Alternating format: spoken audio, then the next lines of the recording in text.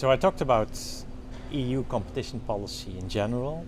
So I laid out the main objective, which is quite broad. It's about the proper functioning of the internal market as a key driver for the well-being of citizens, for business and society. And I started with that to explain that EU competition policy doesn't have a single goal like in the US. So in the US it's in practice very much about consumer welfare. In Europe it's about efficiency, it's about welfare, it's about market structure, it's about fairness, European integration, and also about the process of competition. So it's quite a different setup, which already allows for political aspects being included into competition policy. But having said that, it's not that bad actually, because competition authorities at the European level and the national level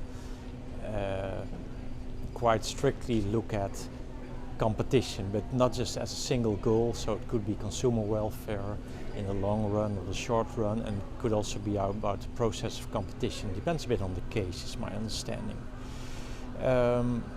So my presentation was about the guidelines on the application of exemptions to Article 101 in Europe, which lay out the conditions for exemptions.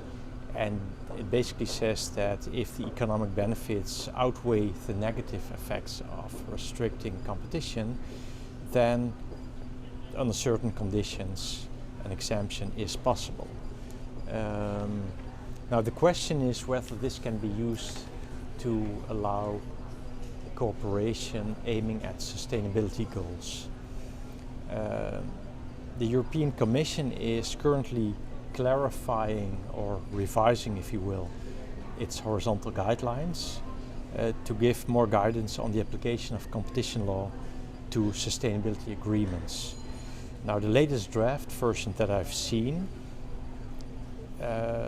talks about the requirement of full compensation of consumers within the relevant market. So that's quite limited. It often boils down to having sufficient willingness to pay by consumers, willingness to pay for more sustainable products. Now this is a bit of a strict approach.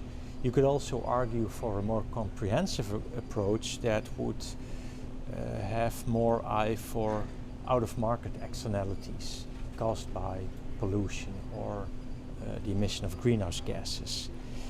Of course, you get into more problematic territory because you enter into the debate about shouldn't governments take care of that by having strict requirements for companies not to pollute or to pollute less. Still, looking at the exemption to Article 101, you could argue, if you look at the legal text, and we don't yet have much case law, but you could argue that more could be allowed for than just requiring full compensation for consumers within the relevant market. So the Dutch Competition Authority is carefully exploring possibilities for that, but under quite specific conditions. So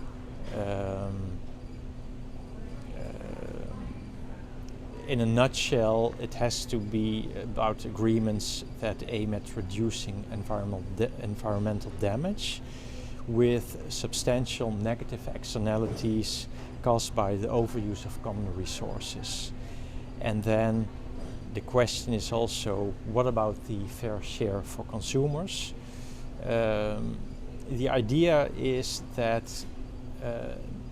measurable benefits for society as a whole should outweigh the negative impact on consumers in the relevant market. And looking at the legal text, well, that would also fall within a sensible interpretation of the European guidelines. Well, case law will still have to develop, so we have to wait and see how things will play out. But I find it quite fascinating and interesting to see how this will play out, because there's debate among both lawyers and also economists about whether a more strict or comprehensive view is the way to go. So we have to wait and see.